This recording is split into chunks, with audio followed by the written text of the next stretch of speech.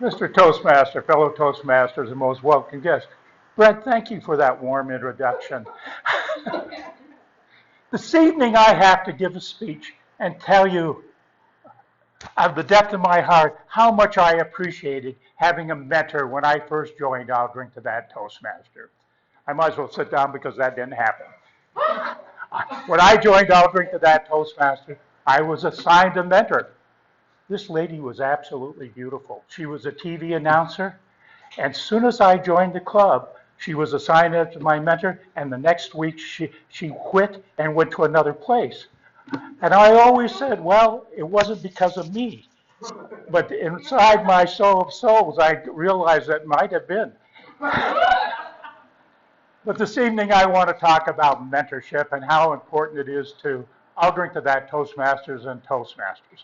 First of all, I wanted a mentor. But at that time, there was well over 50 members in the club. And once they signed you a mentor, then whoever did that job didn't want to do the job again. So at that point, I assumed a role in Toastmasters, and then I started looking for help. There were people within the club that helped me a lot. They would give me advice, but so far as specifics of how to improve my speaking, I didn't get a lot of help in that area. So what I did was I started going to seminars. I started talking to other people. I went to seminars by Zig Ziglar and different individuals like that. I read The Power of Positive Thinking, and that was an absolute waste of my time. But the point about it was that I wanted to do a good job. I wanted to be a good Toastmaster, but at that point, it wasn't possible. I would have benefited by having the knowledge of the older Toastmasters in the club because they were pretty knowledgeable and they were nice people. So eventually I was adopted by a few of them and I was given advice. But still, it wasn't enough. I wanted, first of all, I had to go to court.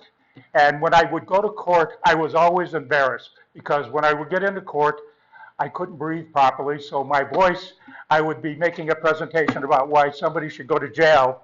And as I was making the presentation, I would lose the amount of oxygen in my body because my diaphragm was tightening up. And eventually my voice would become squeaky.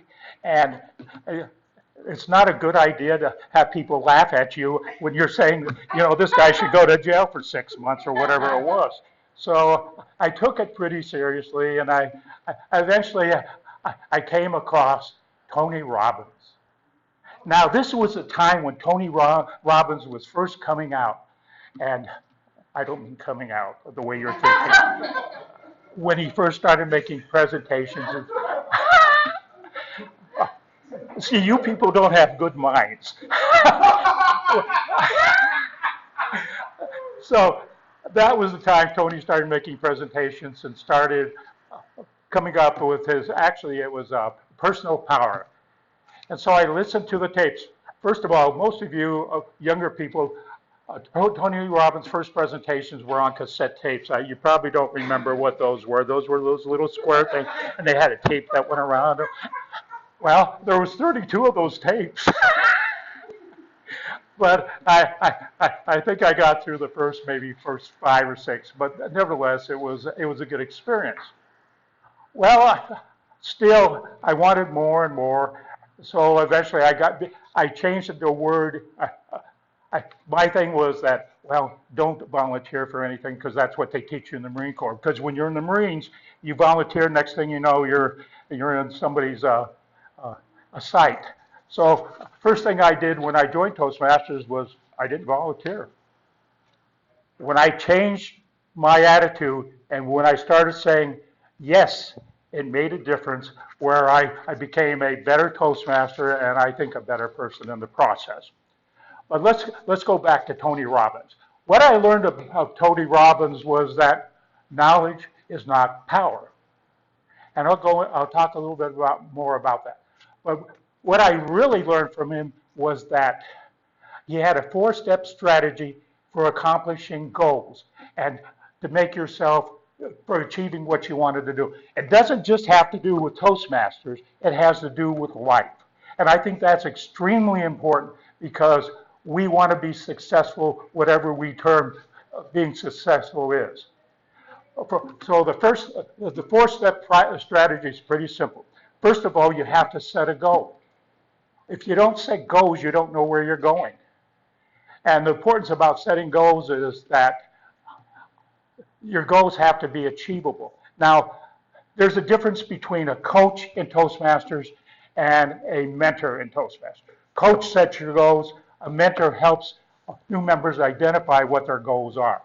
So it's not my job as a mentor to tell I don't like the word protege, but the individual I'm trying to help what their goals are. They need to tell me.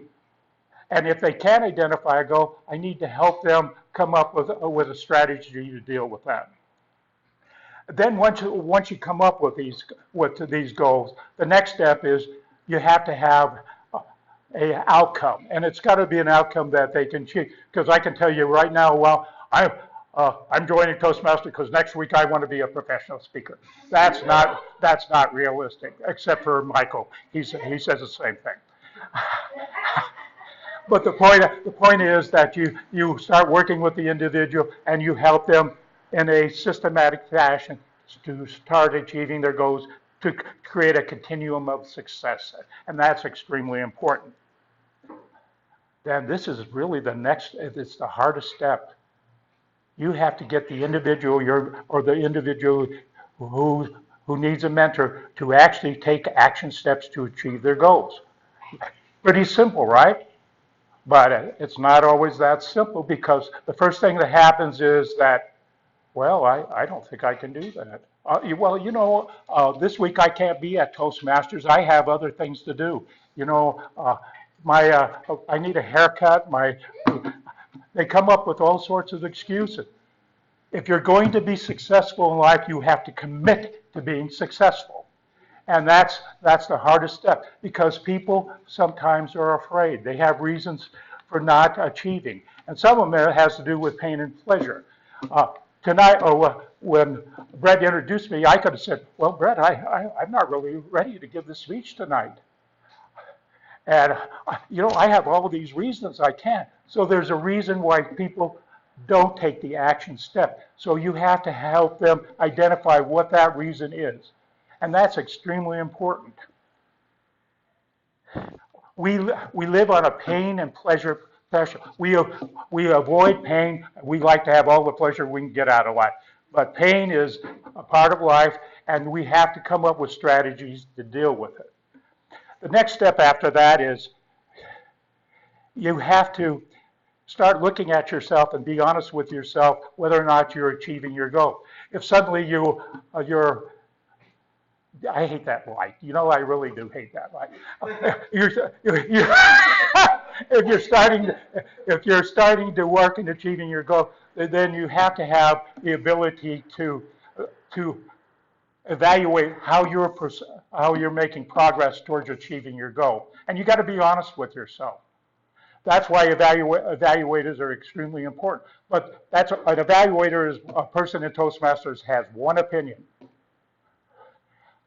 We have lots of people in Toastmasters, so if you're giving a speech, get that one person's opinion, then talk to other folks as well. And the last step is that you have to be willing to change.